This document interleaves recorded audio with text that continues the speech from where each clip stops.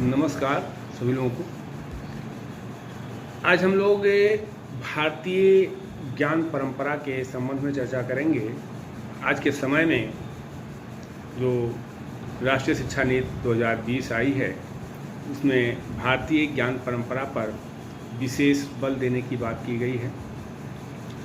तो ये देखना है कि हमें अपने विद्यालयों में किस तरह की शिक्षा व्यवस्था की परिकल्पना करनी है और किस तरह की शिक्षा की व्यवस्था करनी है।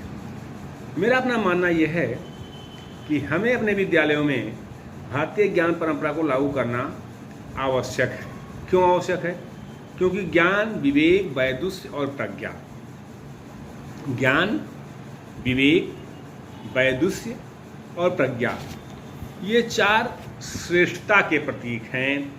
इसीलिए भारतीय ज्ञान परंपरा को श्रेष्ठता का प्रतीक माना जाता है और ये देखा जाता है कि ये चार गुण प्रत्येक अध्यापक में होने चाहिए। अगर ये चार गुण प्रत्येक अध्यापक में हैं तो वो भारतीय ज्ञान परंपरा को बढ़ावा दे सकता है।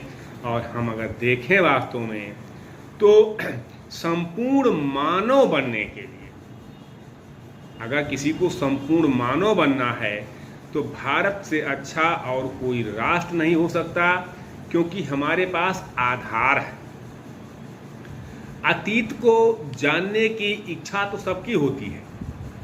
इतिहास मानव की अतीत की वास्तविकताओं का दर्शन तो कराती है, लेकिन उससे हम सीखते क्या हैं ये महत्वपूर्ण है, और सिखा कौन रहा है ये महत्वपूर्ण है। सिखा रहे हैं हमारे अध्यापक। हम इस पर चर्चा कई बार किए भी हैं कि बिना अध्यापकों के आप अच्छी शिक्षा की व्यवस्था नहीं कर सकते हैं, भारतीय ज्ञान परंपरा को बढ़ावा नहीं दे सकते हैं।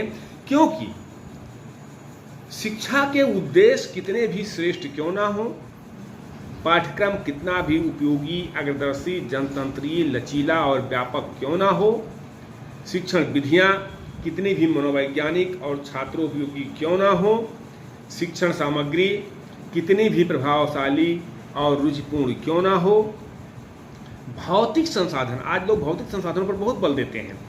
विद्यालयों में, सभी विद्यालयों में, खासकर प्राइवेट विद्यालयों में भौतिक संसाधन पर विशेष बल दिया जाता है। भौतिक संसाधन कितना भी उपलब्ध क्यों ना हो, भौतिक सुविधाएं कितनी भी उपलब्ध क्यों ना हो, यदि शिक्षक प्रभावशाली नहीं है, वह अपने विषय का विशेषज्ञ नहीं है, उसे अपने कार्य में रुचि नहीं है और उसका दृष्टिकोण व्यापक नहीं है, तो वो छात्रों में उस भावना का विकास कदापि नहीं कर सकता।